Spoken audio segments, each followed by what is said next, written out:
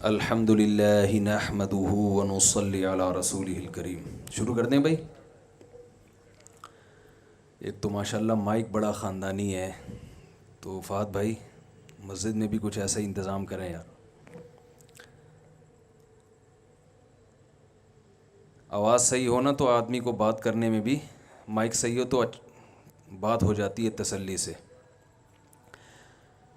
ماشاءاللہ مجھے بتایا گیا کہ کچھ تاجر حضرات ہیں جن میں آپ نے بیان کرنا ہے، تو میں کہیں بیان کے لیے آج کل جاتا نہیں ہوں، پولیس بھی بلائے تو نہیں جاتا میں،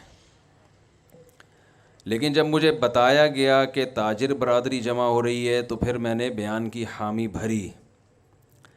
اس لیے نہیں کہ آپ لوگوں سے کوئی چندہ چاہیے، بلکہ اس لیے کہ آپ لوگ وہ کچھ کر سکتے ہیں جو وہ لوگ نہیں کر سکتے جن کا تجارت سے تعلق نہیں ہے۔ تو آپ اگر صحیح ٹریک پر آ گئے تو آپ سے جو خیریں پھیل سکتی ہیں، جو آپ لوگ ملک کے لیے، قوم کے لیے، اللہ کے لیے جو کچھ کر سکتے ہیں، وہ کچھ وہ آدمی نہیں کر سکتا جو ایک ملازم ہے، کسی کمپنی میں جاب کرتا ہے۔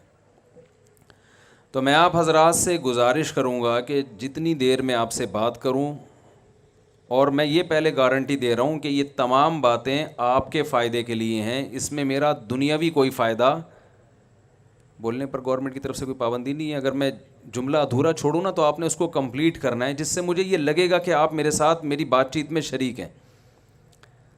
میں سمجھا پا رہا ہوں اپنی بات؟ اگر میں کوئی جملہ کمپلیٹ نہیں کرتا، چھوڑ دیتا ہوں اس کو، تو یہ آپ سے اگلوانے کے لیے کہ اگلا لفظ کس نے کہنا ہے، آپ نے کہنا ہے، تو مجھے یہ لگے گا کہ آپ میرے ساتھ شریک ہیں۔ تو میں جو کچھ کہہ رہا ہوں یہ سب آپ کے فائدے کے لیے، اس میں میرا کوئی فائدہ نہیں ہے۔ تو یہ بتانا اس لیے ضروری ہے تاکہ آپ بات غور سے سنیں۔ دیکھیں آپ لوگوں نے بھی بڑے لیکچر دیے ہوں گے، اپنی پروڈکٹ لا کے پوری تقریر کی ہوگی کہ یہ وہ ایک چٹکلا میں اکثر سناتا ہوں کہ ایک آدمی نے گدھا بیچنا تھا، بک نہیں رہا تھا، تو دلال ہوتے ہیں نا، ان سے کہا یار یہ تو بکوا دے مارکیٹ میں، تو اس نے گدھے کے فضائل بیان کرنا شروع کیے۔ ظاہر ہے چیز مارکیٹ میں جبھی بکے گی جب اس کی آپ اس کے فضائل بیان کریں گے، یہ ایسا ہے، تو اب گدھے کی کیا فضیلت انسان بیان کر سکتا ہے؟ تو دلال نے بتایا یہ گدھا ایسا ہے جس پہ علامہ اقبال نے بھی سفر کیا تھا، یہ گدھا ایسا ہے کہ قائد اعظم نے شفقت کا ہاتھ پھیرا تھا، یہ گدھا ایسا، یہ گدھا ایسا، اتنے فضائل سنائے کہ جو گدھا بیچنے والا تھا، بھائی اتنا اچھا گدھا ہے تو میں اس کو بیچتا نہیں ہوں، یہ مجھے واپس کر دے۔ تو آپ حضرات بھی اپنی پروڈکٹ کو انٹرویو اس کا تعارف کرواتے ہیں، لوگوں کو بتاتے ہیں، اس میں ظاہر ہے آپ کا فائدہ ہوتا ہے۔ تو میں جو آپ کے سامنے یہاں بات چیت کے لیے بیٹھا ہوں، اس میں میرا دنیاوی کوئی فائدہ نہیں ہے، یہ شو مارنے کے لیے نہیں بتا رہا، صرف یہ کہ تاکہ آپ بات غور سے سنیں۔ یہاں تک بات سمجھ میں آ گئی؟ پتہ نہیں میں نے خطبہ بھی پڑھا ہے کہ نہیں پڑھا۔ الحمدللہ نحمدہ ونصلی علی رسولہ الکریم۔ تو میں آج کی جو بات ہے اس کو دو حصوں میں ڈیوائیڈ کروں گا۔ پہلی تو میں تجارت کی فضیلت بیان کروں گا کہ اسلام میں کمانے کا جو اصل طریقہ ہے وہ بزنس ہے۔ پھر میں بعد میں بتاؤں گا کہ ایک مسلمان تاجر میں اور ایک غیر مسلم میں کیا فرق ہوتا ہے۔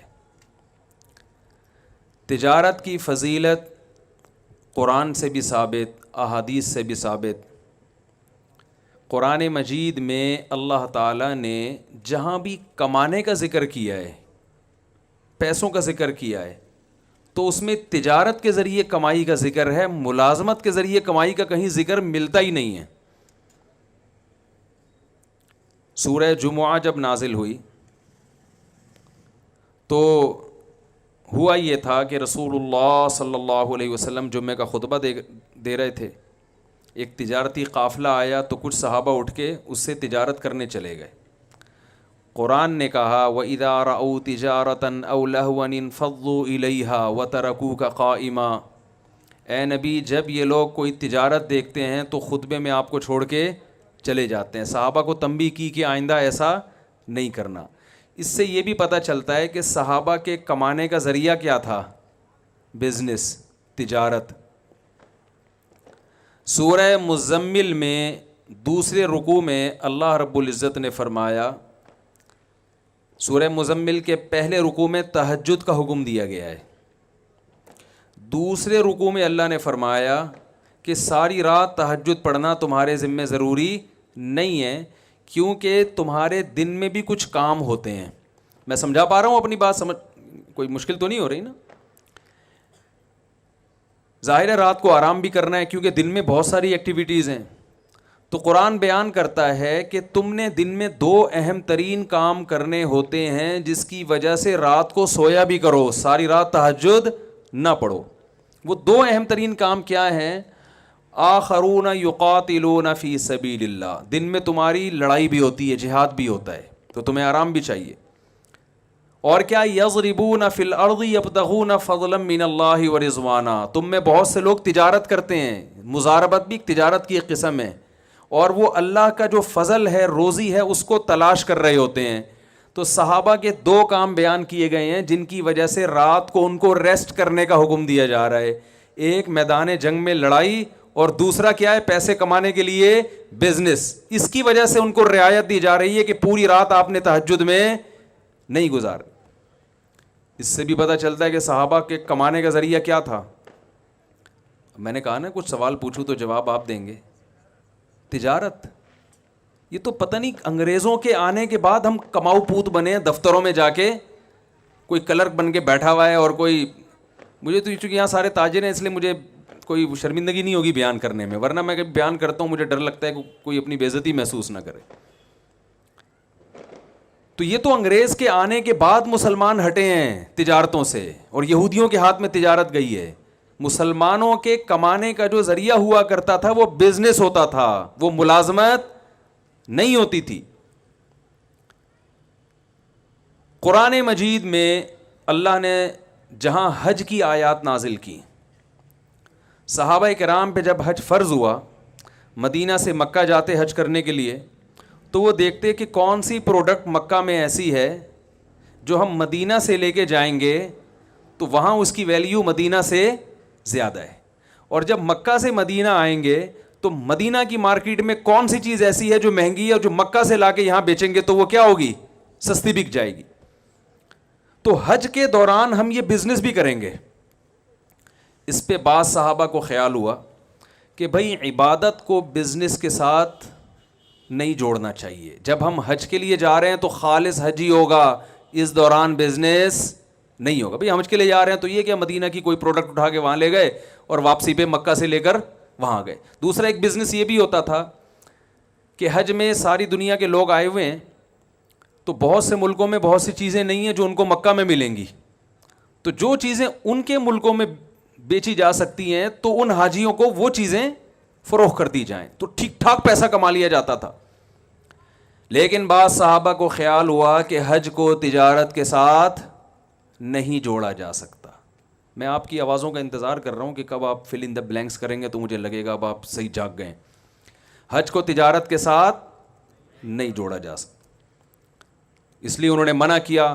قرآن کی آیتیں نازل ہوئیں، لیس علیکم جناح ان تبتغوا فضلا من ربکم، تم پر کوئی گناہ نہیں ہے کہ جب تم حج کرنے جاؤ تو وہاں اللہ کی روزی تلاش کرو، یعنی جو تجارت تم کر رہے ہو اس میں کوئی حرج نہیں ہے، حج بھی چلے گا ساتھ ساتھ بزنس بھی چلتا رہے گا، اس میں کوئی گناہ نہیں ہے۔ اس کے بعد سے آج تک حج اور بزنس ساتھ ساتھ، بھائی ساری دنیا کے لوگ جمع ہو رہے ہیں تو اچھا ہے نا، مسلمان کو اگر بزنس کا بھی موقع مل رہا ہے تو ضرور کرو۔ اللہ نے فرمایا کوئی گناہ نہیں ہے، لیس علیکم جناح، کوئی حرج نہیں۔ گناہ سے بھی ہلکی چیز ہے حرج۔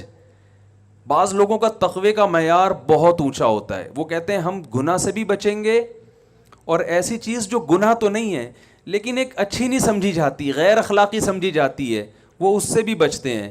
تو اللہ نے یہاں فرمایا کہ صرف اس میں اسم نہیں کہ اسم گناہ کو کہتے ہیں، کہ تجارت حج میں کرنے میں گناہ تو دور کی بات، کوئی حرج بھی نہیں ہے، کوئی غیر اخلاقی غیر شائستہ حرکت بھی نہیں ہے۔ لوگوں کے تانوں، لوگ کسی کو تانا دینے کی تمہیں اجازت نہیں ہے کہ یار یہ کیا بات ہے، یہاں سے پاکستان سے چل کے مکہ جا رہا ہے تو اس نے کہا چلو یار مکہ میں عربوں کو یہ پروڈکٹ پاکستان کی سستی ہے تو وہاں لے جا کے بیچ دو, کوئی مسئلہ نہیں ہے اس میں, یا وہاں کی چیز یہاں لا کے آپ فروخت کر دیں. تو یہ آیت بھی کس کے بارے میں ہے؟ تجارت کے بارے میں. یعنی مال کمانے کے جتنے ذرائع قرآن میں ذکر ہو رہے ہیں, بزنس کے علاوہ کسی اور چیز کا ذکر ہو ہی نہیں رہا. اور چلتے ہیں ہم. جب رسول اللہ صلی اللہ علیہ وسلم کو اللہ نے عربوں میں نبی بنا کے بھیجا تو اللہ نے اپنی نعمتیں گنوائیں عربوں پہ کہ بھائی اللہ نے تم پر کیا کیا انعامات کیے ہیں. تو ان انعامات کا تقاضا یہ ہے, شکر یہ ہے کہ تم اللہ کے بھیجے ہوئے پیغمبر پر ایمان لے کر آؤ. ان انعامات میں اللہ نے ایک یہ انعام بیان کیا کہ تمہارے پاس بیت اللہ ہے, اللہ کا گھر ہے جس کے تم رکھوالے ہو. ساری دنیا تمہیں عزت کیوں دیتی ہے کہ تم بیت اللہ کی چابیاں تمہارے پاس ہیں, تو اس کی قدر کرو. اور اللہ نے کیا فرمایا, لِإِيلَافِ قُرَيْشٍ إِيلَافِهِمْ رِحْلَةَ الشِّتَاءِ وَالصَّيْفِ فَلْيَعْبُدُوا رَبَّ هَذَا الْبَيْتِ. اللہ فرماتے ہیں ہم نے قریش پر یہ احسان کیا ہے. وہ احسان میں بھی بتاتا ہوں. اس احسان کا تقاضا یہ ہے, اس کا شکر یہ ہے کہ اس گھر جو بیت اللہ تمہارے پاس ہے اس کے رب کی عبادت کیا کرو. اور احسان اللہ نے کیا بیان کیا, ایلافہم رحلۃ الشتاء والصیف. اللہ نے فرمایا اللہ نے تمہارے لیے تجارت کرنے کے لیے گرمیوں کے سفر کو بھی آسان کر دیا اور سردیوں کے سفر کو بھی آسان کر دیا. بھائی بعض جگہ تجارت سردیوں میں ہوتی ہے اور تاجر گرمیوں میں کیا کر رہے ہوتے ہیں, بیٹھے ہوئے ہوتے ہیں آرام سے, کہہ رہے ہیں یار ہماری جو پروڈکٹ ہے وہ گرمیوں میں سردیوں میں برف بکے گا. بھائی آپ برف کی دکان کھول کے بیٹھ گئے دسمبر میں, ٹھیک ہے نا, اور ٹائمنگ اس کی رات 12 بجے سے صبح 6 بجے تک, تو وہ بکے گی؟ ہر چیز کا موسم ہوتا ہے نا.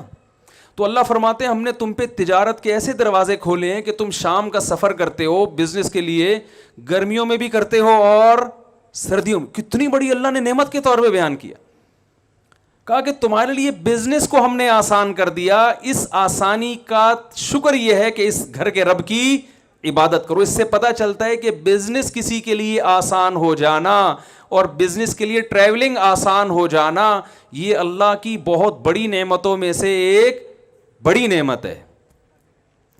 بہت مشکل ہے بات سمجھانا میرے لیے, آپ لوگ کی تو اللہ نے بڑی ذہانت دی ہے. تو اور ہم چلتے ہیں آگے تجارت کے بارے میں. ہم رسول اللہ صلی اللہ علیہ وسلم کی سیرت میں دیکھتے ہیں, آپ جب بھی مال کمانے کی مثالیں دے رہے ہیں تو تجارت ہی کی مثالیں دے رہے ہیں. ایک شخص آیا آپ صلی اللہ علیہ وسلم کے پاس بھیک مانگنے کے لیے, عرض کیا یا رسول اللہ پیسے چاہیے. آپ صلی اللہ علیہ وسلم نے فرمایا کیا تمہارے پاس کچھ ہے نہیں گھر میں؟ یعنی آپ صلی اللہ علیہ وسلم اسے بھیک سے بچانے کے لیے کمانے پہ ڈالنا چاہتے تھے. تو آپ یہ بھی کہہ سکتے تھے کہ جاؤ فلاں کے ہاں ملازمت کرو جا کے. آپ نے یہ نہیں فرمایا, فرمایا تمہارے پاس کچھ بھی نہیں ہے. انہوں نے کہا کچھ بھی نہیں. کہا کچھ تو ہوگا. وہ ایک پیالہ اٹھا کے لے آئے. آپ صلی اللہ علیہ وسلم نے فرمایا اس پیالے کو کون خریدے گا, کتنے میں؟ ایک صحابی نے کہا 1 درہم نے. آپ نے فرمایا کون ہے جو اس سے زیادہ میں؟ یہ بزنس باقاعدہ سکھایا جا رہا ہے. غلط تو نہیں کہہ رہا بھائی میں؟ جاب کی طرف رہنمائی نہیں کی جا رہی, کس کی طرف کی جا رہی ہے؟ بزنس. اور صرف ایسی گائیڈنس سید الانبیاء کہ بھائی تمہارے پاس کچھ بھی نہیں ہے تو آؤ ہم تمہیں طریقہ بتاتے ہیں, اس طریقے سے پیسے کمانا سکھاتے ہیں کہ بزنس بھی ہو جائے گا اور تم لوگوں کے سامنے ہاتھ پھیلانے سے بھی بچ جاؤ گے. آپ یہ کہہ سکتے تھے تمہارے گھر میں اگر برتن ہے نا اسی کو بیچ کے پیسے کمانا شروع کرو. وہ صحابی کہتے ہیں یا رسول اللہ وہ کھانے کی پلیٹ ہے, اسی کو اگر میں نے بیچ دیا تو میں تو اس جس برتن میں کھاتے ہیں وہ بھی غائب ہو جائے گا, تو کھاؤں گا کس کے؟ شاپر تو تھے نہیں نا اس زمانے میں, کھاؤں گا کیسے؟ اس کی رہنمائی کی جا رہی ہے. آپ صلی اللہ علیہ وسلم نے فرمایا کون ہے جو خریدے گا؟ ایک صحابی نے کہا 1 درہم. فرمایا 1 سے زیادہ میں کون خریدے گا؟ یہ نہیں فرمایا کہ سستے میں بیچ دو ہیں, 1 درہم میں دے دو اللہ کھلائے گا تمہیں, بلکہ 1 سے کم میں وہ آدھے میں لے رہا ہے وہ آدھے میں دے دو, سستا ترین کر کے بیچو, اس لیے کہ کھلانے والا کون ہے؟ اللہ. یقیناً اللہ کھلانے والا ہے، لیکن اگر نبی صلی اللہ علیہ وسلم اس موقع پہ یہ طرز عمل اختیار کرتے تو مسلمانوں پہ بزنس اور تجارت کا دروازہ بند ہو جاتا. بزنس تو بزنس ہے، اس میں جھوٹ بولنا جائز نہیں، بیوقوف بنانا جائز نہیں، لیکن بزنس کی ڈیفینیشن یہ ہے بھائی اپنی پروڈکٹ پہ کس طرح زیادہ سے زیادہ ارننگ ہو سکتی ہے، ایک دوسرے کی ضرورتوں سے کیسے فائدہ اٹھایا جا سکتا ہے. تو آپ نے فرمایا کون ہے جو اس سے زیادہ میں خریدے گا؟ صحابی نے کہا 2 درہم میں خریدوں گا. 2 درہم میں بیچ کے آپ نے ان کو 2 درہم پکڑائے، فرمائے ایک سے کھانا خریدو اور ایک سے کلہاڑی لو. وہ کلہاڑی خرید کے لائے، دستے مبارک میں لگائے، فرمائے جاؤ جنگل سے لکڑیاں کاٹ کے بیچو. انہوں نے اچھے خاصے پیسے جمع کر لیے، برتن بھی آ گیا، کھانا بھی آ گیا، صحیح ہے نا، اور اضافی پیسے بھی. تو کس کی طرف رہنمائی کی جا رہی ہے؟ وہی بھول گئے، بزنس کی طرف. صحابہ کرام میں ہم دیکھتے ہیں جتنے بڑے بڑے صحابہ تھے سارے تاجر تھے. آپ کا کیا خیال ہے اس زمانے میں جو جنگیں ہو رہی تھیں جہاد میں، تو کیا ان میں مالی وسائل کی ضرورت نہیں ہوگی؟ میں ذرا آپ کو نا ایک ہمارے جامعۃ الرشید نے صحابہ کرام کے جو اثاثے تھے، جو بڑے مشہور صحابہ ہیں، ان کے اثاثوں کو باقاعدہ کیلکولیٹ کیا تھا تاریخی کتابوں سے نا، کہ ان صحابہ کے اثاثے کتنے تھے، بزنس کی بیس پر ان کے پاس کتنے مالدار تھے یہ. تو میں ذرا آپ کو وہ تھوڑی سی ایک جو ان کی تیاری ہے نا وہ میں آپ کو پڑھ کے سناتا ہوں.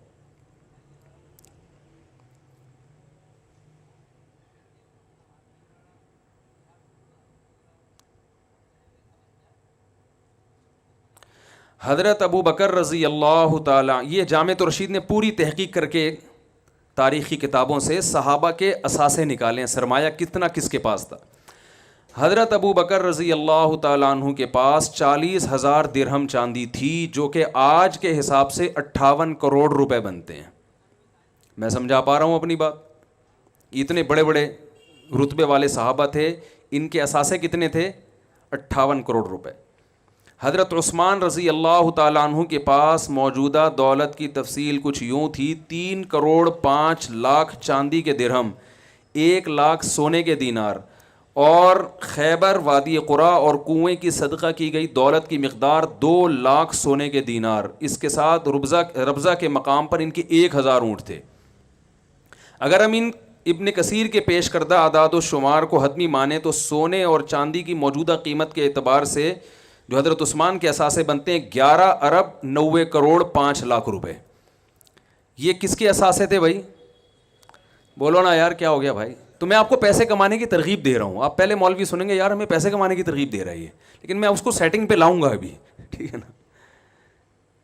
تو کتنے اثاثے ہوئے؟ 11 ارب 90. یہ باقاعدہ تحقیق ہے، یعنی ایسا ہی نہیں ہے کہ ایسے کسی نے اندازہ.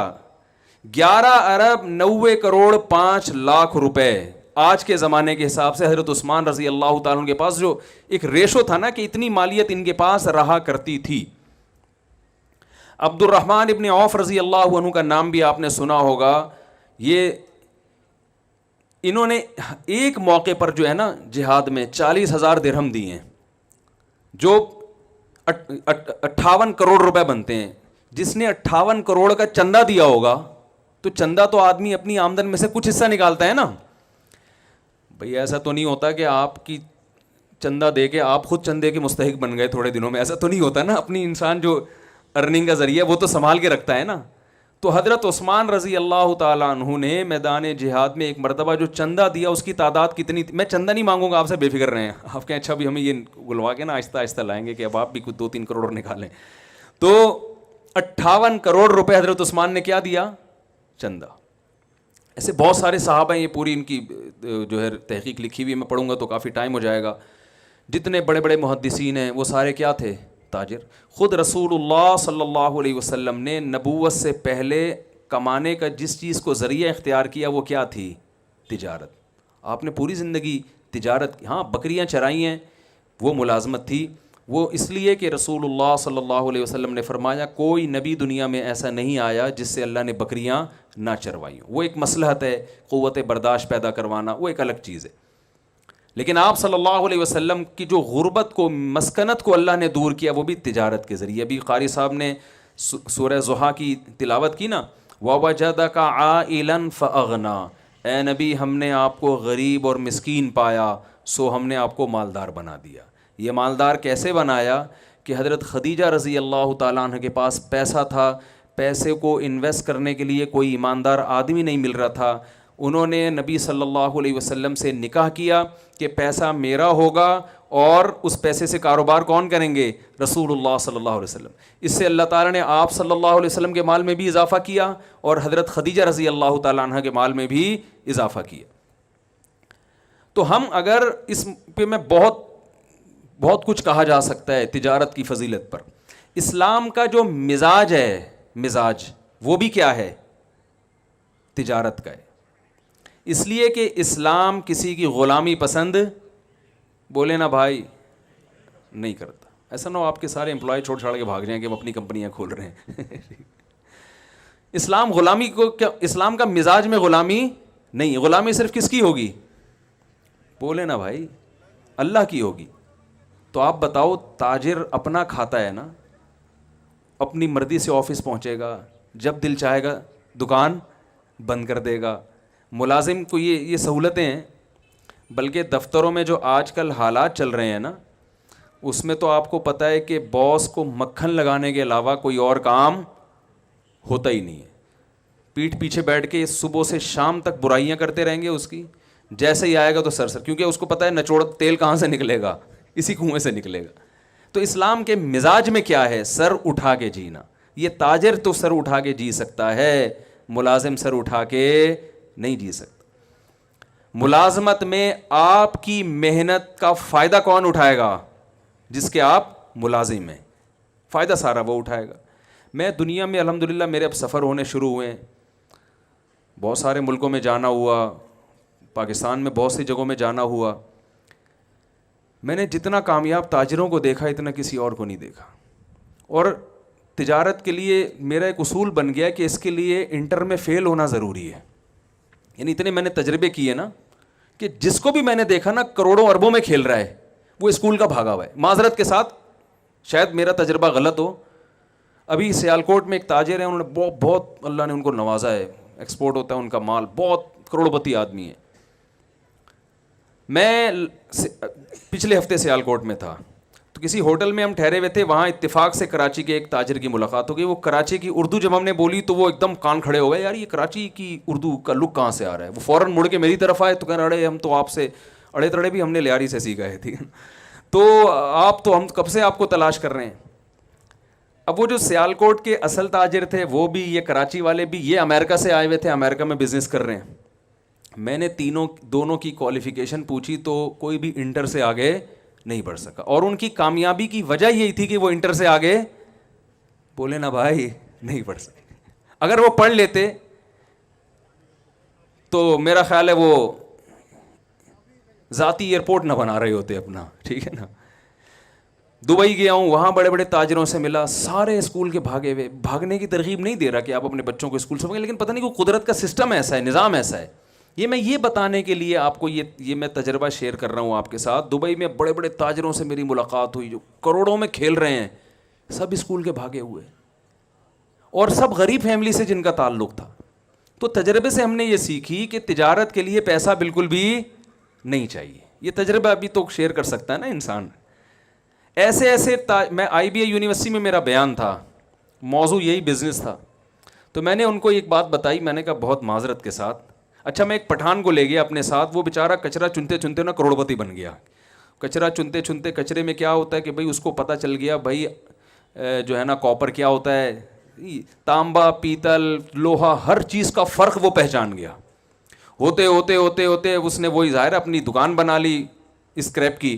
پھر ہوتے ہوتے یہ جو ہے نا اتنا اللہ نے اس کا بزنس کہ وہ کروڑپتی, اس کے تو 20-30 تو اکاؤنٹ ہیں اس کے. میرا آئی بی اے یونیورسٹی میں بیان تھا, میں نے اس کو فون کیا, میں نے کہا آ جا بھائی تو, اور میں نے کہا اسی ڈریس میں آنا جس میں تو سارا دن گھومتا پھرتا, کو کوٹ ٹائی وائی کی وہ پہنتا بھی نہیں ہے. میں نے کہا تاکہ میں ان کو بتاؤں کہ تم تجارت پڑھ رہے ہو, تاجر بنو گے نہیں. تم تاجر ایسے بنتے ہیں جیسے یہ بنا ہے. تو وہ آگے اپنے وہ جیسے نارمل ڈریس میں بیچارہ سیدھا سادہ سا پٹھان, ایک شلوار کا پائنچا یہاں, دوسرا پائنچا یہاں, آ گیا. میں نے کہا بتاؤ یار, میں نے یونیورسٹی کے لڑکوں کے سامنے اس کو کھڑا کیا. میں نے کہا آپ کیا سمجھتے ہیں یہ کیا ہے؟ انہوں نے کہا ایسے بیچارہ سیدھا سادہ سا کوئی ہوگا, ان کے خیال میں کہیں چوکیداری کر رہا ہوگا. میں نے کہا بھائی اس کی اتنی چیک بکیں ہیں نا کہ اس کو گننے کے لیے ایک بندہ چاہیے, ٹھیک ہے, گاڑیاں ہی ایسے بدلتا ہے جیسے آپ پینٹ بدلتے ہو. اور میں نے کہا شروع اسکول کتنا پڑھا ہے, ایک جماعت بھی اسکول میں نہیں پڑھا ہوا, صرف محنت, ایمانداری, جو ٹائم لوگوں کو پیمنٹ کا دے رہا ہے اس میں 1 سیکنڈ بھی آگے پیچھے نہیں. میں نے اس کو 8 بجے کا ٹائم دیا تھا پہنچنا ہے, میں تھوڑا لیٹ ہو گیا, وہ ٹائم سے پہلے پہنچا ہوا تھا. تو میں نے کہا آپ لوگ جو بزنس پڑھ رہے ہیں نا, تو یہ ذہن میں رکھیں آپ بزنس کے علاوہ دنیا کا ہر کام, بول لو نا بھائی, یہ ماہرین کہتے ہیں, میں تو مولوی آدمی, میں کیا ایسی باتیں کر سکتا ہوں, لیکن ہم نے ماہرین سے سنا ہے کہ جو بزنس پڑھتا ہے وہ دنیا میں بزنس کے علاوہ دنیا کا ہر کام, بولو نا بھائی کیا ہو گیا. آپ کے فائدے کی باتوں کے لیے میں بیٹھا ہوں, یہ پہلے بتا دوں میں آپ کو. تو ہم دنیا میں جہاں بھی گئے, میں ملیشیا گیا, وہ میں نے پٹھان تاجر دیکھے, سیدھے سادے پہاڑوں کے رہنے والے, کروڑوں میں کھیل رہے ہیں. وہ لنکاوی جزیرہ سنا ہوگا آپ نے, وہاں ایک بہت بڑا تاجر ہے. میں اس لیے زیادہ نہیں قریب جا رہا کہ وہ کہے گا یار ہمارے سارے راز فاش کر رہے ہو آپ مجھ سے بیٹھ کے. یار تم یہاں تک کیسے پہنچے, تمہارے ہوٹل ہیں, تم اتنی ارننگ کیسے کر رہے ہو. بھائی ہم تو ایسے ہی آئے تھے بھگوڑے, کچھ تھا نہیں, پاکستان میں ہمیں مل نہیں رہا تھا, یہاں بھگا دیا, تو یہاں ہم نے جس چیز میں ہمیں لگانا کہ اسے خرید کے بیچنے میں کچھ پروفٹ ہے, وہ ہم نے وہ کام کیا. اور 8-10 سال میں اتنا تجربہ ہو گیا کہ آج اتنے بڑے بڑے ان کے ڈاکٹر ذاکر نائک ان کے ہوٹل میں جا کے ٹھہر رہے ہیں, ٹھیک ہے نا. حضرت مفتی تقی عثمانی صاحب جا رہے ہیں وہاں پہ, ہمیں بلایا اس نے. تو آتا کچھ بھی نہیں ہے. تو پہلے تو میں یہ تجربہ شیئر کرنے کا مقصد یہ ہے کہ اسلام نے بزنس کو اتنا زیادہ فوکس کیوں کیا. اس پہ اور بھی بہت سی آیتیں ہیں. حدیث ایک روایت میں آتا ہے, رسول اللہ صلی اللہ علیہ وسلم نے فرمایا تسعۃ اعشار الرزق فی امتی فی التجارہ. روایت میں آتا ہے کہ نبی صلی اللہ علیہ وسلم نے فرمایا میری امت کے 10 میں سے 9 حصے رزق اللہ نے تجارت میں رکھا ہے. 10 میں سے 9 حصے کس میں رکھا ہے؟ تجارت میں. ہم کہاں تلاش کر رہے ہیں؟ دوسرے کاموں میں. حضرت عمر رضی اللہ تعالی عنہ کا ارشاد ہے کہ مجھے اللہ کے راستے جہاد میں موت کے بعد سب سے زیادہ جس راستے میں موت محبوب ہے وہ یہ ہے کہ میں تجارت کرتا ہوا دنیا سے چلا جاؤں. یعنی جہاد کے بعد جو شہادت ہے اس کے بعد اگر میں چاہتا ہوں کسی راستے میں موت آئے تو وہ کون سی راستہ ہے؟ کہ میں تجارت کر رہا ہوں. تو بھائی اسلام نے اتنا فوکس کیوں کیا ہے؟ سوال یہ پیدا ہوتا ہے نا, تجارت کو اتنا فوکس کیوں کیا ہے؟ ایک وجہ تو یہ ہے, رسول اللہ صلی اللہ علیہ وسلم نے فرمایا المؤمن القوی خیر من المؤمن الضعیف. طاقتور مومن اللہ کو کمزور مومن سے زیادہ, بول لینا بھائی کیا ہو گیا, پسند ہے, محبوب ہے. طاقتور مومن اللہ کو زیادہ محبوب کیوں ہے؟ کیونکہ مسلمان کے طاقتور ہونے سے اسلام طاقتور ہوگا. علماء کہتے ہیں یہاں طاقت سے صرف جسمانی قوت مراد نہیں ہے.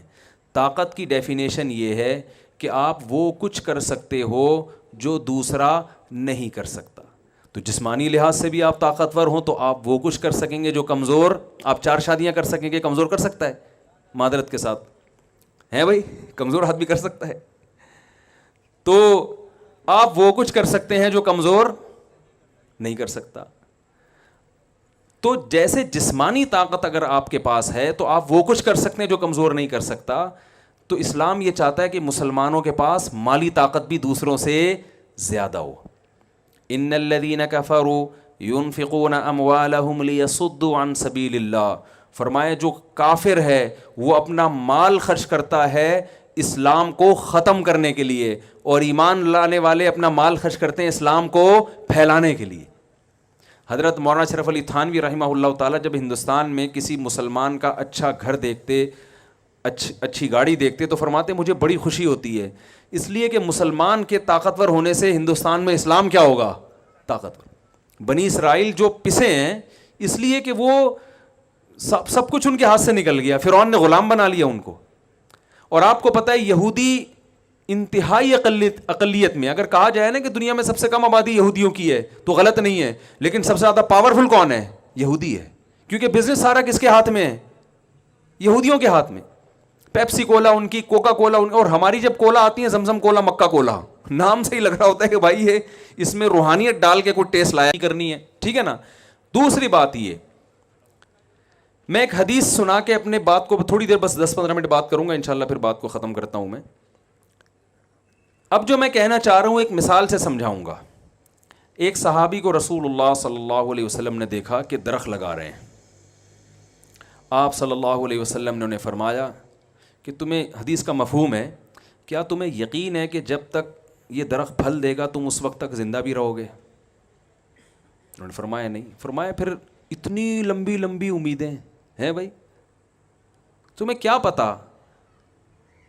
شعر لکھا ہوتا ہے نا, میں KPK میں کسی کام سے گیا تو وہاں میں جب سویا نا, تکیے پہ شعر لکھا ہوا تھا, آگاہ اپنی موت سے کوئی بشر نہیں, سامان 100 برس کا پل کی خبر نہیں.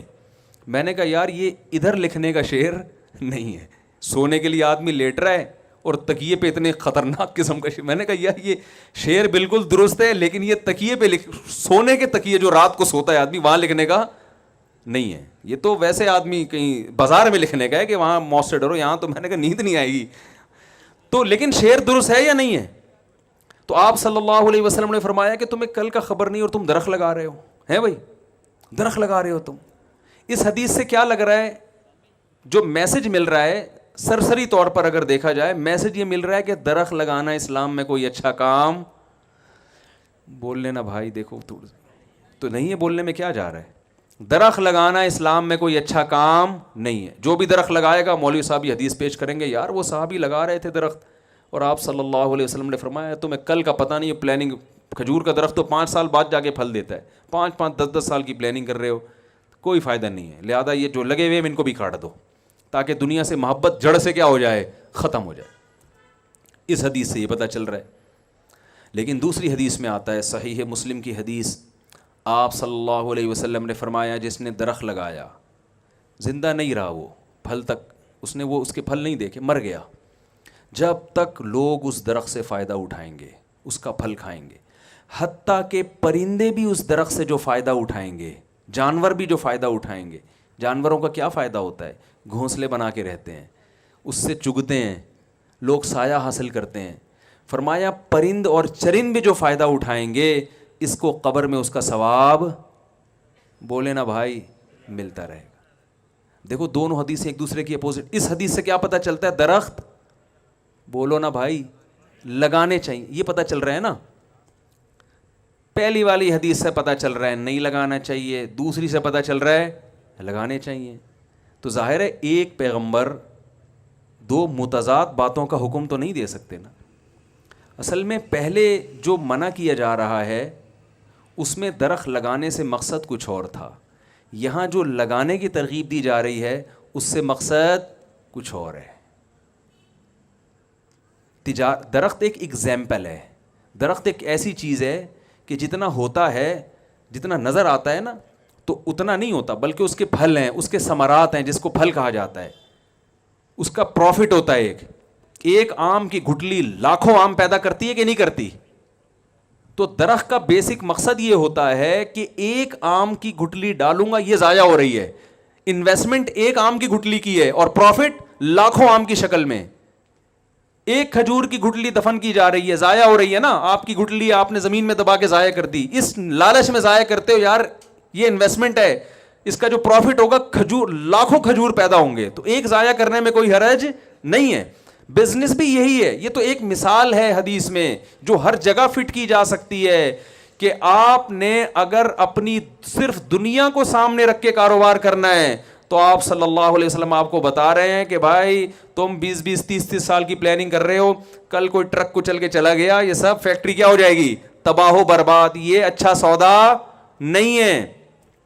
تم نے کاروبار کرنا ہے, بزنس کا درخت لگانا ہے یہ سوچ کے کہ زندہ رہا تو کھاؤں گا, نہیں رہا تو اولاد فائدہ اٹھائے گی, مسلمان فائدہ اٹھائیں گے, اس سے میں غریبوں کی مدد کروں گا, خود بھی کھاؤں گا, لوگوں کو بھی کھلاؤں گا.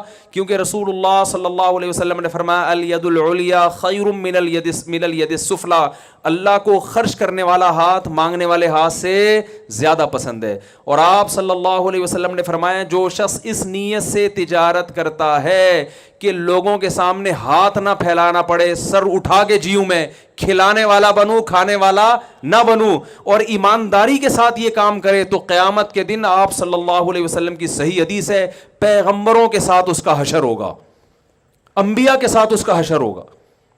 تو بزنس سے آپ کا مقصد آخرت ہونی چاہیے, اور آخرت آپ کو دنیا کی نعمتوں سے محروم نہیں کر رہی. یعنی آپ کہیں یار آخرت کا کانسیپٹ تو یہ, پھر ہم سب کچھ صدقہ کر دیا کریں, خود چنچی میں جایا کریں, غریبوں کو لینڈ کروزر خرید کے دیں, یہ نہیں ہے. ہمیں حدیث میں اس پہ بھی رہنمائی ملتی ہے. کتنا آسان دین ہے بھائی, کتنا بالکل فطرت اللہ التی فطر الناس علیہا. اللہ نے قرآن کی کو ڈیفائن کیا, فرمایا یہ وہی نیچر ہے جس پہ میں نے لوگوں کو پیدا کیا ہے. یہ کوئی ایسی ہوائی اور آسمانی باتیں کرے گا ہی نہیں. یہ سارے مذاہب دنیا میں تباہ کیوں ہو گئے؟ انہوں نے ایسے ایسے فلسفے پیش کیے نا جو لوگوں کی نیچر نے اس کو اپیل نہیں کیا. 4-6 مکھنچو تو جمع ہو گئے. عیسائیوں نے کہا کہ اللہ جب راضی ہوگا جنگلوں میں جا کے عبادت کرو, تو 4-6 چلے گئے, وہیں مر گئے, ٹھیک ہے نا.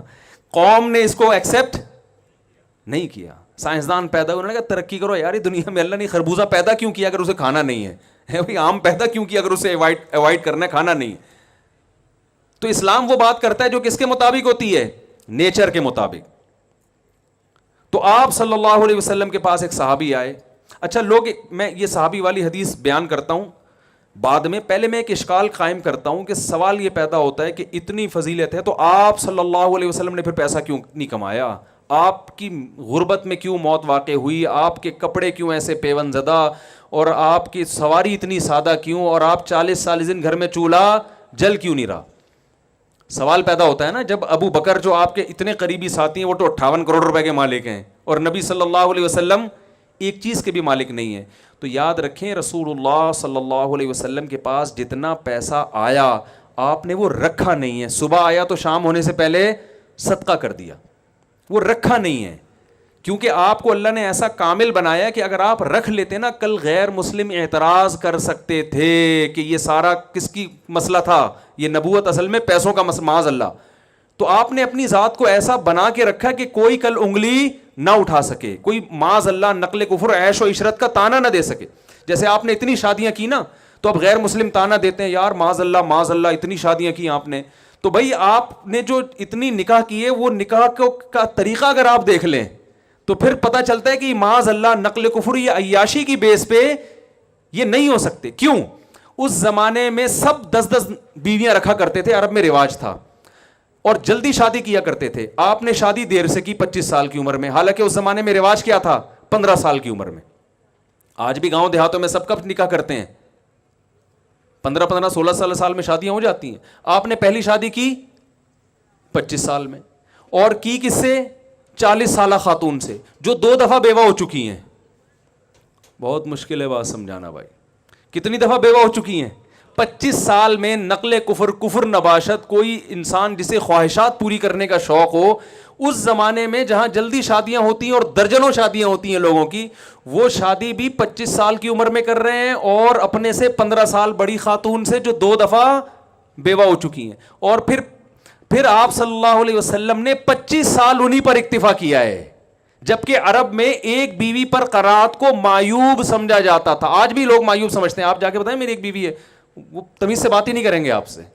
بولے یار تم 2 شادیاں تو کرنی تھی, کیا انقلاب لے کر آؤ گے؟ معذرت تھوڑے سے یہ ٹاپک آ جاتا ہے, تڑکا لگ جاتا ہے اس کا. تو وہ مایوب سمجھتے تھے. اس کے باوجود آپ کیا کر رہے ہیں؟ اسی بیوہ کے ساتھ 50 سال تک آپ صلی اللہ علیہ وسلم نے ان کے ساتھ گزارا کیا ہے, جبکہ کلچر اس کو قبول نہیں کر رہا. اور ان سے اتنی محبت کی کہ امی عائشہ فرماتی ہیں مجھے کسی پر ایسے رش نہیں آتا تھا جتنا رش حضرت خدیجہ پہ آتا تھا. اس کے بعد آپ نے دھڑا دھڑ نکاح کیے, ہجرت کے بعد کثرت سے نکاح کیے, یہ بتانے کے لیے کہ وہ جو میں نے کیا تھا نا وہ میرا مزاج تھا, اب جو میں کر رہا ہوں وہ اسلام ہے. نہیں آ رہی بات؟ یہ والی باتیں تو بالکل سمجھ میں آئیں گی نہیں نا, وہ والی پھر بھی تھوڑی آ جائے گی. تو پھر آپ نے جلد نکاح کی ترغیب بھی دی. جو 15 سال کا شباب ہوتا ہے زمانہ, اس میں آپ نے ترغیب دی. گویا آپ نے بتا دیا کہ بھائی میں نے جو کچھ کیا اس کی ایک حکمت مسلک تھی, لیکن جب ہجرت ہو گئی ہے, اسلام کے تفصیلی حکام آ رہے ہیں, تو اب میں جو آرڈر کروں گا تم نے اس آرڈر کو فالو کرنا ہے. وہ آرڈر یہ ہے کہ نکاح میں تاخیر مت کرو. 25 سال میں نکاح اسلام میں تاخیر کی عمر سمجھی جاتی ہے, جلدی کرو نکاح. سمجھ میں آ رہی ہے بات؟ تو اللہ نے اپنے نبی سے کچھ ایسے کام کروائے ہیں تاکہ کل کوئی انگلی نہ اٹھا سکے. کوئی بدبخت ہمارے نبی کی شان میں گستاخی نہیں کر سکتا کہ آپ کو یہ تانا دے بھائی اگر معاذ اللہ عیش کے لیے کیے تو پہلے کرتے نا. کوئی ہے نوجوان جس میں ظرف ہے جو 15 سالہ بڑی عورت سے نکاح بھی کرے اور 25 سال اسی کے ساتھ گزار دے؟ ایسے کوئی عیش و عشرت والا میرا خیال ہے مارکیٹ میں آج تک پیدا نہیں ہوا ہوگا. تو جو آج کل لوگ مارکیٹ میں، جس مارکیٹ کی بات آپ تاجر لوگ ہیں نا تو مارکیٹ کا لفظ زیادہ سمجھیں گے آپ. تو ہمارے نبی صلی اللہ علیہ وسلم کو کچھ ایسے کام کروائے گئے. تو آپ کے پاس دولت بہت آئی مگر صبح آئی اور شام ہونے سے پہلے صدقہ. تو جب رکھا ہی نہیں ہے تو کپڑے کہاں سے پہنے ہیں؟ ٹھیک ہے نا، وہی پیون زدہ کپڑے، وہی خوراک آپ صلی اللہ علیہ وسلم کی. لیکن جن صحابہ نے پیسہ رکھا ان کو آپ نے منع نہیں کیا. اور یہ ترغیبات دی ہیں، المؤمن القوی خیر من المؤمن الضعیف، تجارت کے فضائل بیان کیے. اب میں یہ عرض کر رہا تھا کہ ایک صحابی رسول اللہ صلی اللہ علیہ وسلم کے پاس آئے، پراگندہ بال، پھٹے پرانے کپڑے. آپ نے فرمایا کیا تمہارے پاس پیسہ نہیں ہے جس سے تم اپنے کپڑوں کو درست کر لو، بالوں کو درست کرو؟ نے فرمایا ہاں. تو آپ صلی اللہ علیہ وسلم نے فرمایا ان اللہ یحب ان یرا اثر نعمتہ علی عبدہ، اللہ چاہتے ہیں کہ اللہ نے جب کسی کو کوئی نعمت دی ہو تو وہ اس کے چال ڈھال اور آثار میں، لباس پوشاک میں وہ نعمت جھلکنی چاہیے. تو اس میں ہمارے نبی نے ہمیں اجازت دے دی کہ پیسہ ہے تو تمہارے اوپر بھی اس کا اثر، بولیں بھائی، نظر. ایسا نہ ہو کہ کروڑوں کی مالیت ہے اور سفر چنچی میں کر رہے ہو. میں ایسے لوگوں کو جانتا ہوں، بہت پیسہ دیا. میرے پاس ایک زمانے میں تھی GTO 125 کاواساکی ہے، بڑی مشہور بائکوں کا ہمیں بڑا شوق رہا ہے. اب وہ میں افورڈ نہیں کر پاتا تھا اس وقت، میرے پاس اتنے بوتھ کا پیٹرول اتنا تھا کہ وہ کھڑے ہو جاؤ تو وہ ٹینکی نہیں بھرتی تھی. تو ہمیں کھلنے لگا، بائک چھوڑنے کا دل نہیں چاہتا تھا. اس زمانے میں بائکوں پہ گیسیں لگ رہی تھیں، ٹھیک ہے نا. ہم چلے گئے اکبر روڈ، ہم نے کہا یار اس پہ گیس لگا دو نا، یہ افورڈ نہیں کر پا رہا. تو اس زمانے میں ایک ہمارے جاننے والے تاجر تھے، بہت اللہ نے نوازا تھا. غیبت اس لیے نہیں ہے کہ کوئی جانتا تھوڑی ہے کس کی بات کر رہا ہوں. تو وہ ہونڈا 50 لائے گیس لگوانے کے لیے. 50 لائے کیا لگوانے کے لیے؟ گیس کے لیے. میں نے کہا دیکھیں یہ ایک تو مجھ پہ تو سمجھ میں آتا ہے کہ میں 50 میں بھی لگاؤں تو شاید لوگ مان جائیں گے، آپ تو GTO پہ بھی نہیں لگاؤ. اور 50 جس کے بارے میں مشہور ہے کہ پیٹرول پمپ کے قریب سے لے کے چلے جاؤ تو وہ خوشبو سے ہی چلی جاتی ہے. تو مجھے وہ حدیث یاد آئی کہ بھائی اللہ یہ چاہتے ہیں کہ جب اللہ نے کسی کو نعمت دی ہو تو وہ نعمت اس پہ نظر آنی چاہیے. عربی میں 2 لفظ استعمال ہوتے ہیں کنجوس کے لیے، اردو میں تو کنجوسی کہتے ہیں نا. عربی میں کنجوسی کو ڈیفائن کرنے کے لیے 2 لفظ ہیں. ایک ہے بخیل، جو کامن اردو میں استعمال ہوتا ہے، بخیل آدمی ہے جس کو بخل کہا جاتا ہے. اور ایک ہے شحیح، شین اور بڑی ہے، پھر یا اور پھر بڑی ہے، حلوے والی ہے جسے کہتے ہیں، ٹھیک ہے نا. شحیح کہتے ہیں یہ کنجوسی کا سپرلیٹو ڈگری ہے. بخیل عربی میں کہتے ہیں وہ کنجوس جو دوسروں پہ خرچ کرتے ہوئے، جس کے پاس پیسہ ہو مگر دوسروں پہ خرچ کرتے ہوئے جان نکلتی ہو، اس کو کیا کہتے ہیں عربی میں؟ بخیل. اور شحیح اس کو کہتے ہیں جس کمبخت کی اپنے اوپر خرچ کرتے ہوئے بھی، بولو بھائی، جان نکل. یہ کنجوسی کی سپرلیٹو ڈگری ہے کہ اتنا کچھ ہے، نہ کمبخت گاڑی صحیح رکھتا ہے، نہ گھر صحیح بناتا ہے، نہ کھاتا صحیح ہے. تو اسلام نے اس کو پسند نہیں کیا کہ آپ دولت رکھیں اور جھلکے نہ، آپ سے نظر نہ آئے. نبی صلی اللہ علیہ وسلم نے رکھی نہیں ہے. تو یا تو اتنا بڑا ظرف ہو کہ رکھنا ہی نہیں ہے، تو اتنا بڑا ظرف تو مارکیٹ میں میرا خیال ہے شارٹ چل رہا ہے، اور ہمیں اجازت بھی نہیں ہے. بعض صحابہ کو نبی نے اجازت نہیں دی کہ سب کچھ صدقہ کر دو، فرمایا نہ نہ نہ، سب کچھ صدقہ کرنے کی آپ کو اجازت نہیں ہے. تو آپ نے تجارت سے نیت کیا کرنی ہے؟ نیت ہے آخرت، کہ یہ درخت جو ہم لگا رہے ہیں یہ کس لیے لگا رہے ہیں؟ آخرت کے لیے. زندہ رہے کھائیں گے، دوسروں کو بھی کھلائیں گے، مر گئے ہمارے بعد والے لوگ فائدہ اٹھائیں گے. تو چونکہ اب اس میں آپ کی نیت آخرت ہے، تو جس کی یہ نیت میں آپ سچے ہیں یا نہیں ہیں. اللہ قرآن میں اللہ تعالیٰ کا ارشاد ہے افا حسب الناس ان یترکوا ان یقولوا آمنا وہم لا یفتنون. لوگ یہ سمجھتے ہیں کہ صرف زبانی دعوے قبول کر لیں گے، آزمائیں گے نہیں. تو اللہ فرماتے ہیں ایسا بالکل بھی نہیں ہے. وَلَقَدْ فَتَنَّا الَّذِينَ مِن قَبْلِكُمْ، جس نے بھی دعویٰ کیا ہے ہم نے اسے آزمایا ہے. تو آپ کہہ سکتے ہیں کہ یار آج سے مفتی صاحب میں نیت کرتا ہوں کہ میرا جو اتنا بڑا بزنس ہے کسی بھی چیز کا، یہ اب اللہ کے لیے ہے. تو لائف اسٹائل آپ کا جوں کا توں، ٹھیک ہے نا. تو اتنا کافی, بولے نا بھائی. اس سے یہ نہیں ہوگا کہ یہ ساری تجارت میں آپ کو دنیا میں بھی پیڑے کھانے کو, اب آخرت میں بھی آپ جنت الفردوس میں گھومنا شروع کر دیں اس فیکٹری کی وجہ سے. اتنا نہیں ہوگا. یہ نیت تو 2 منٹ میں کوئی بھی کر سکتا ہے نا بھائی. بھائی میں نیت کرتا ہوں اس لیے کہ یہ میرا بزنس آخرت کے لیے, نہ نہ نہ نہ, یہ نیت کر کے پھر اس نیت پہ کچھ چیزیں مرتب ہوں گی. چونکہ اس میں آپ کا اصل مقصد ہے آخرت. مقصد کیا ہے بولو بھائی؟ آخرت. اس کو میں ایک مثال سے سمجھاتا ہوں. آپ نے جانا ہے پشاور, ہدف آپ کا کیا ہے؟ بولو نا بھائی. کراچی سے آپ پشاور جا رہے ہیں, آپ کو 2 سے 3 دن کے اندر آپ نے وہاں ہر قیمت پہ پہنچنا ہے. درمیان میں جو سفر ہے اس سفر میں ہر پاگل سے پاگل بھی چاہتا ہے کہ یار یہ سفر جتنا اچھا گزر سکتا ہے اتنا گزرے. اگر کوئی آپ کو جہاز کا ٹکٹ دے رہا ہے فری میں تو آپ ٹرین میں جانے کی کوشش نہیں کرو, الا یہ کہ ٹرین ہی کو انجوائے کرنا چاہتے ہو آپ. کچھ لوگ ٹرین میں اس لیے جا رہے ہیں, ٹرین کا اپنا مزہ ہے. وہ سنا دو ڈبو کے کھانے کا مزہ, تھوڑا سا چٹکلا ہے بس درمیان میں. میری عادت ہے چٹکلے چھوڑتا نہیں ہوں میں. اپنا مزہ سے نے ایک چٹکلا درمیان میں آتا ہے. ایک آدمی کہیں رشتہ لینے کے لیے گیا, بس 5 منٹ کی بات رہ گئی ہے, یہ ختم کر دیتا ہوں میں. ایک آدمی کہیں رشتہ لینے کے لیے گیا تو اچھا یہ جو ویڈیو میں سن رہے ہوں گے نا, انہوں نے یہ درجنوں دفعہ سن چکا ہے, تو یہ جو بعد میں یوٹیوب پہ سنیں گے ان کو بتا دوں جو مجمع بیٹھا ہوا یہ پہلی دفعہ سن رہا ہے, تو ان کی خاطر میں یہ سنا رہا ہوں.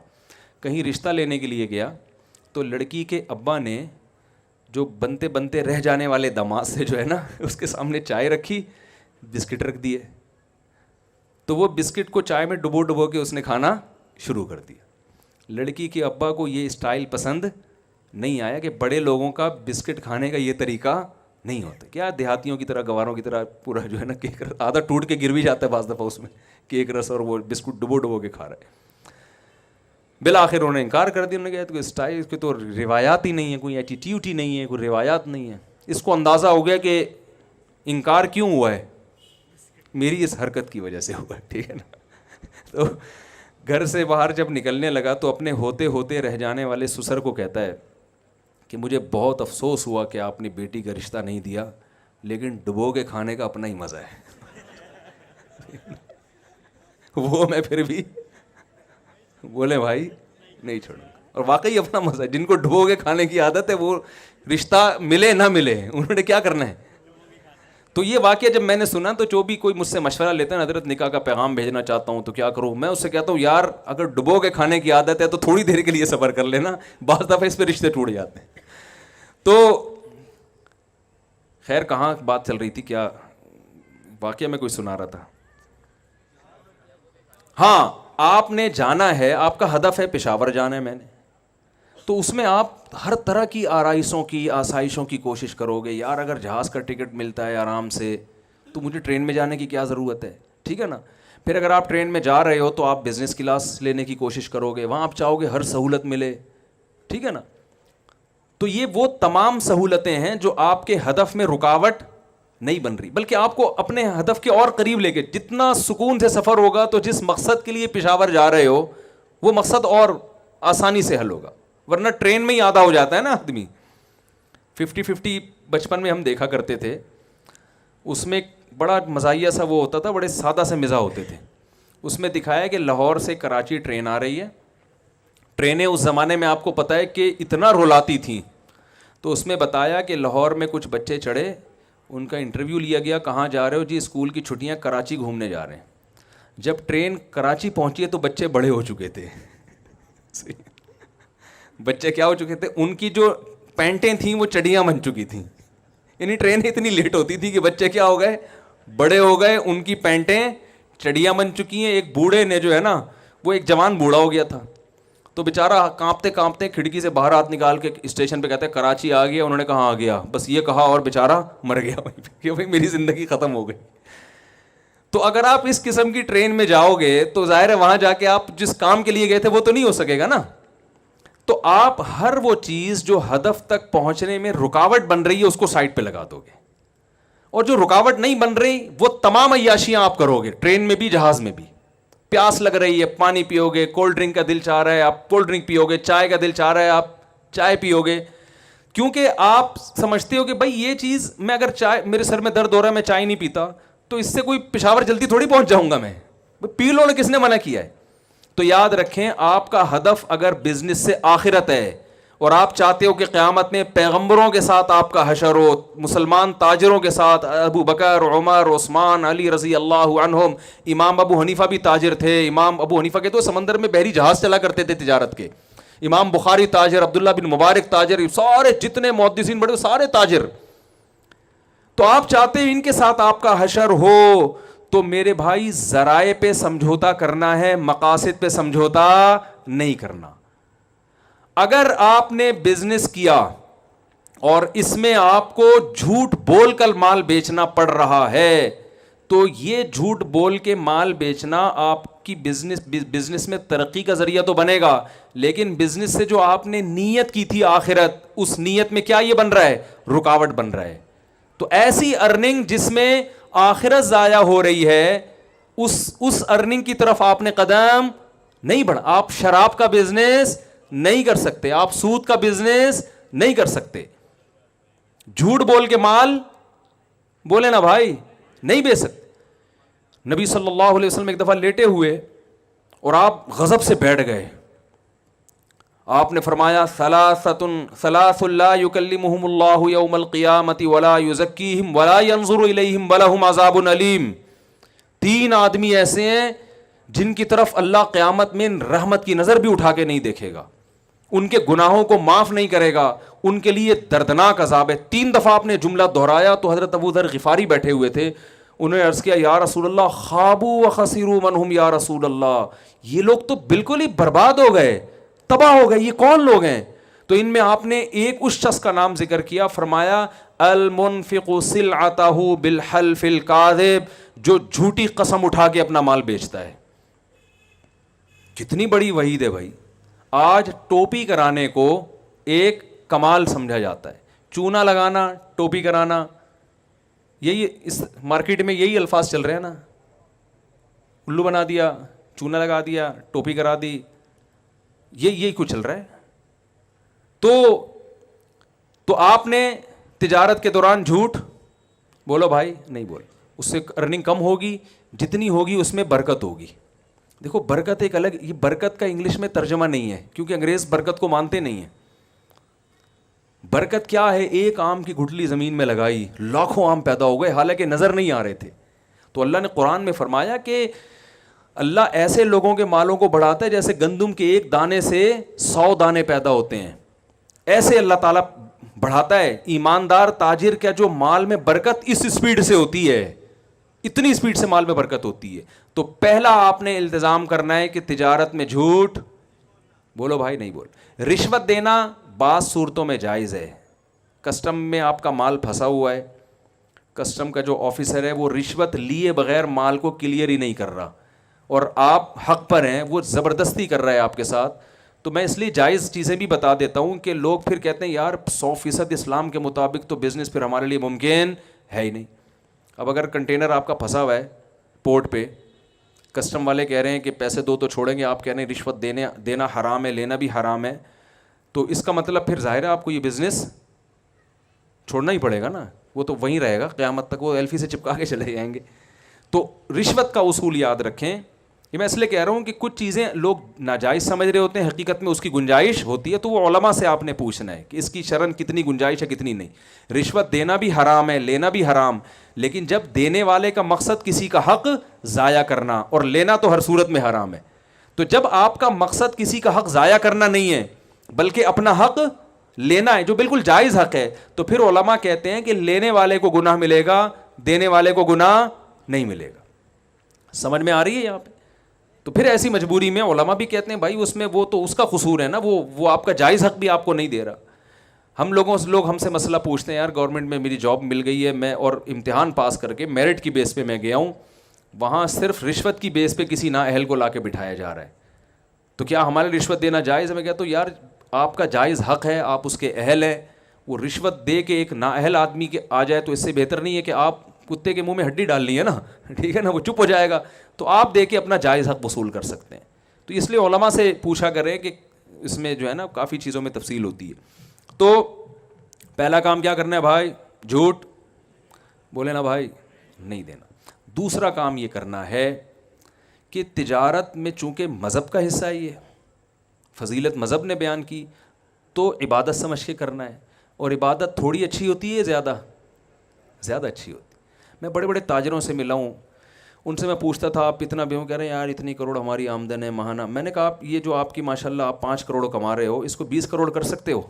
کہہ رہے ہاں اگر پلاننگ کریں بیٹھ کے کریں تو 20 بھی ہو سکتی ہے، لیکن چھوڑو یار جب اللہ نے اتنا دے دیا تو کیا ضرورت۔ تو میں کہتا ہوں یہ آپ 5 کروڑ چونکہ اپنے پیٹ کے لیے کما رہے ہو، اس لیے آپ اس کو بڑھانے کی فکر نہیں کرتے۔ آپ 5 کروڑ کو پلاننگ کر کے اگر 20 پر لے جا سکتے ہو تو بھائی 20 پہ لے جاؤ۔ وہ 15 کروڑ میں تو مذاق میں کہتا ہوں مجھے دے دینا، مذاق میں ہے حقیقت میں نہیں بھائی، وہ 15 کروڑ آپ اور اچھا کھا لو، آپ جناب مدارس بنا لو، آپ یتیم خانے بناؤ، آپ ہاسپٹل بناؤ، آپ ٹرسٹ میں دے دو، آپ ایک ٹرسٹ بنا لو۔ تو کیوں اپنی دیکھو غیر مسلم تاجر اپنی تجارت کو کبھی محدود بولے نا، یہودی کبھی کرے گا یار 5 کروڑ کما، چھوڑو یار، وہ کہے گا 5 کروڑ کے 25 کیسے ہو جائیں۔ ہاں اس 5 کروڑ کو ہوس کی بنیاد پہ اگر 10 کروڑ کرنا چاہتے ہو، یہ شریعت میں پسندیدہ نہیں ہے، اور ہوس کی علامت ہے کہ پھر جائز ناجائز کی پرواہ چھوڑ دیتا ہے۔ جیسے ہمارے بہت سے سیاسی لیڈر ہیں 5-5 ارب کے اثاثے ہیں، لیکن ان کی توند بھرنے کا نام نہیں لے رہی، وہ چاہ رہے ہیں کہ پھر دوبارہ آ جائیں، پھر تو اس پہ حیرانگی ہوتی ہے بھائی تیرا پیٹ اتنا سا ہے، موت کا کوئی بھروسہ نہیں کب آ جائے، تو ایسے شخص کے لیے ضرورت نہیں ہے۔ اس کے لیے حدیث میں آتا ہے نبی صلی اللہ علیہ وسلم نے فرمایا جسے 2 ٹائم کھانے کو مل جائے، سر چھپانے کے لیے جگہ مل جائے، جسم کسی بڑی بیماری سے پاک ہو جائے، تو گویا پوری دنیا کی دولت سمیٹ کے اللہ نے اس کو دے دی ہے۔ تو اب ہوس کرنے کی اجازت نہیں ہے۔ تو اگر ہوس کی بیس پہ آپ 5 کروڑ بھی کما رہے ہو تو غلط ہے، اور ہوس کے بغیر 5 ارب بھی کما رہے ہو تو اس کو 10 ارب پہ لے کر آؤ آپ، کیونکہ دنیا کی لگام مسلمانوں نے اپنے ہاتھ میں لینی ہے۔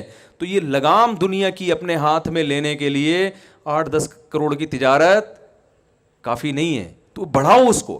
ہاں اعتدال ضروری ہے کہ اتنا اس میں فکر نہ ہو جائے کہ نمازیں ضائع ہوں، صحت خراب ہونا شروع ہو جائے، بیوی بچوں کو ٹائم ہی دینا چھوڑ دیں۔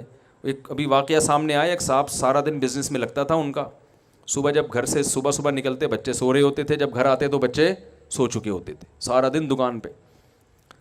تو ایک دن بچوں کی آنکھ کھلی، امی سے پوچھ رہے ہیں یہ صاحب کون ہے جو بغیر پوچھے گھر میں آ جاتے ہیں، اور تو ایسا نہ ہو، وہ تو عبادت کرنے کی اجازت نہیں ہے اتنی زیادہ کہ آپ سب کے حقوق ضائع ہونا۔ تو بعض تاجروں نے ہوس میں، یہ نہیں کہ آخرت کے لیے، دنیا کی ہوس میں تجارت کو اتنا مسلط کر لیا ہے کہ دماغ ان کا ہر وقت کھوپڑی ان کی گھومتی رہتی ہے، نہ صحت کی پرواہ، نہ ان کو بیوی بچوں کی پرواہ، پاگل ہو گئے۔ اجملوا فی الطلب وتوکلوا علیہ، حدیث میں آتا ہے کمانے میں اعتدال سے کام لو اور اللہ پہ توکل، کہ اتنے گھنٹے میرے لیے اس کام میں صرف کرنا میری صحت اجازت دیتی ہے، بس اس کے بعد اللہ پہ توکل کروں گا کہ اسی میں اللہ مجھے انشاءاللہ نواز دے گا۔ پلاننگ پہ زیادہ زور لگاؤ، ٹھیک ہے نا، زیادہ ہدف کس کو بنانا ہے؟ پلاننگ۔ تو ہم دنیا میں جہاں بھی، میرے جو باہر سفر ہوتے ہیں تو زیادہ تر تاجر ہیں جو علماء کو باہر بلاتے ہیں بیانات کے لیے، ان کو اللہ نے وسائل دیے ہوتے ہیں۔ تو میں لوگوں سے کہتا ہوں یار اگر یہاں مسلمان تجارت نہ کرتے تو یہاں علماء کے تبلیغی سفر نہیں ہوتے۔ جتنے مدارس چل رہے ہیں یہ کون چلا رہا ہے؟ یہ تاجر چلا رہے ہیں، جہاں سے علماء پیدا ہو رہے ہیں۔ یتیم خانے، میں ترکی گیا، میں نے ترکی کا یتیم خانہ دیکھا جو عرب تاجر اور ترک تاجر چلا رہے ہیں۔ وہ یتیم خانہ دیکھ کے آپ بحریہ ٹاؤن بھول جاؤ گے۔ انسان کا تھوڑی دیر کے لیے وسوسہ آتا ہے یار میں بھی اگر یتیم ہوتا تو بڑا اچھا ہوتا۔ بحریہ ٹاؤن سے زیادہ سہولتیں یتیم خانے میں دی ہوئی ہیں۔ تو یہ سارے کام کون کرتا ہے میرے بھائی؟ تاجر کرتے ہیں۔ تو اس نیت سے آپ نے کمانا ہے۔ اور آخری بات کہہ کے میں اپنی بات کو ختم کرتا ہوں، قرآن میں اللہ نے جہاں تجارت کی فضیلت بیان کی، مسلمان تاجر کا ایک خاص وصف اللہ نے بیان کیا ہے۔ آیا فی بیوت اذن اللہ ان ترفع ان یذکر فیہا اسمہ یسبح لہ فیہا بالغدو والآصال رجال لا تلہیہم تجارت ولا بیع عن ذکر اللہ واقام الصلاۃ۔ فرمایا اس زمین میں کچھ ایسے گھر ہیں جن کو مسجد کہا جاتا ہے، اللہ کا گھر۔ فرمایا اس میں کچھ ایسے مقدس لوگ رہتے ہیں جن کو تجارت اور خرید و فروخت، جو تجارت ہی کا دوسرا نام ہے، یہ اللہ کی یاد اور نماز سے غافل نہیں کرتی۔ دیکھو یہاں بھی اللہ نے نہیں کہا کہ ان مسجدوں میں کچھ ایسے لوگ ہیں جو سرے سے بزنس کرتے ہی نہیں ہیں، یہ ٹینشن انہوں نے پالی نہیں ہے. یہ نہیں کہا اللہ نے. فرمایا ان میں کچھ ایسے مقدس لوگ ہیں جن کو تجارت نماز سے غافل نہیں, یعنی تجارت تو کرتے ہیں وہ, لیکن نماز کے وقت میں وہ تجارت چھوڑ دیتے ہیں. یہاں بھی تجارت کی بھی فضیلت ہے کہ اللہ نے یہ بھی تو کہ مثال دے سکتے تھے کہ بہت سے نیک لوگ مسجدوں میں ایسے ہیں جو جاب جب کر رہے ہوتے ہیں تو باس کی پرمیشن کے بغیر ہی نماز پڑھنے آ جاتے ہیں. بھائی کمانے کے تو بہت سارے ذرائع ہیں نا, یہاں بھی اللہ کمانے کے صرف ایک ذریعے کو ہائی لائٹ کر رہے ہیں, وہ کیا ہے؟ تجارت. تو ایسا لگتا ہے اللہ کی نظر میں مسلمان کے لیے تجارت کے علاوہ شاید ہیں بہت سے آپشن. میں ایک مبالغے کی بات کر رہا ہوں کہ اللہ کی نظر میں مسلمان کے پاس کمانے کے لیے تجارت کے علاوہ کوئی آپشن ہے ہی نہیں. اللہ مثالیں ہی ساری تاجروں کی دے رہے, ورنہ پیسے کمانے کے تو 10 طریقے اور بھی ہیں. لیکن اللہ کہتے ہیں ایسے پکے نمازی ہیں کہ بزنس ان کو نماز سے غافل نہیں کرتا. تو بھائی مسلمان تاجر کی صفت ہے کہ جب حی علی الصلاۃ کا نعرہ لگتا ہے تو بزنس ختم. کتنی لمبی تاجروں کی لائن ہو بھائی, کسٹمر کی لائن ہو بھائی, نماز کیا ہے بولو بھائی. پہلے عبداللہ بن عمر رضی اللہ تعالیٰ عنہ مدینہ کی گلیوں میں گھومتے تھے تو وہ دیکھتے, یہ دور تھا حضرت عمر رضی اللہ تعالیٰ عنہ کا, اور ان کے بعد کوفہ کی گلیوں میں عبداللہ بن عمر کا یہ واقعہ ہے. تو یہ تو حضرت علی کا دور خلافت تھا. تو جیسے ہی اذان ہوئی نا دھڑا دھڑ دکانوں کے شٹر گرنا شروع ہوئے. اسلامی دور تھا, خیر غالب تھی. تو عبداللہ بن عمر یہ آیتیں پڑھ پڑھ کے خوش ہوا کرتے. ساری تجارتیں مسلمان کیا کرتے, جیسے ایک زمانے میں سعودی عرب میں ہوتا تھا نا, اب تو نہیں ہو رہا. اذان ہوئی اور دکانوں کے ٹھک ٹھک ٹھک آوازیں آتی تھی کہ نہیں آتی تھی؟ اب تو وہاں بھی اجازت, ہمارے مسلمان وہاں بھی گڑبڑ کرتے تھے تو وہ دکان بند کر کے اندر بیٹھ جاتے تھے, ٹھیک ہے نا, ہوٹل بند کیا اندر بیٹھ گئے. تو انہوں نے جب دیکھا نا ایسے دکانوں کے شٹر گر رہے ہیں, لوگ سب تجارت چھوڑ کے مسجد کی طرف بھاگ رہے ہیں, تو عبداللہ بن عمر حضرت عمر کے بیٹے فرماتے تھے تم ہی وہ مبارک لوگ ہو جن کے بارے میں قرآن نے کہا کہ ان مسجدوں میں کچھ ایسی مبارک ہستیاں ہیں کہ انہیں تجارت اللہ کی یاد اور نماز سے غافل نہیں کرتی. تو بھائی نماز کو فوکس کرنا ہے, سمجھ رہے ہیں؟ تاجر کے لیے نماز پڑھنا بڑا مشکل کام ہے. کہتا ہے ابھی تو دھندے کا ٹائم شروع ہوا ہے, ٹھیک ہے نا, ابھی تو کیا ہوا ہے, دھندے کا ٹائم شروع ہوا ہے. ابھی یہ مولانا صاحب بلا رہے ہیں مسجد میں کہ نماز پڑھنے آ جاؤ. تو اللہ تعالیٰ سے دعا ہے اچھا مسائل سیکھیں علماء سے, کوئی ایسا بزنس نہ کریں جس میں سود لازم آ رہا ہو, جوا. 3 چیزیں اسلام میں بزنس میں دیکھیں, کچھ چیزیں تو سب مذہب میں حرام ہیں. جھوٹ بولنا ہندو بھی کہتا ہے حرام ہے, الو بنانا ہندو بھی کیا کہتا ہے حرام ہے نا. لیکن 3 چیزیں تجارت میں ایسی ہیں جو صرف اسلام نے حرام کی ہیں, دنیا کے دوسرے مذہب میں نہیں.